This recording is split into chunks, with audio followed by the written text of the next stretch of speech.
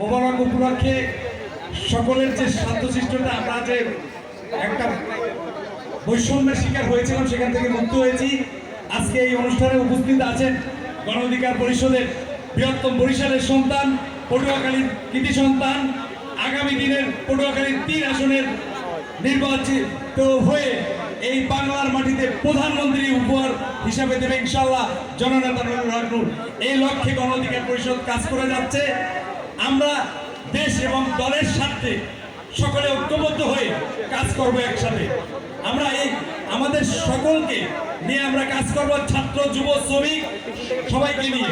এখানে যারা আছেন বিভিন্ন রাজনৈতিক নেতৃবৃন্দ, সবাইকে বলবো সবাইকে ঐক্যবদ্ধভাবে কাজ করবেন। বরিশাল থেকে জেলা মহানগর এর সভাপতি, সাধারণ সম্পাদক উপস্থিত আছেন, হয়তোবা সবাই বক্তৃতা রাখতে পারবেন না। আমরা সকল মিলে এই ইফতারটা যেরকম করেছি, আমরা দেশটাকেও ঐক্যবদ্ধভাবে পরিচালনা করব। ধন্যবাদ সকলকে।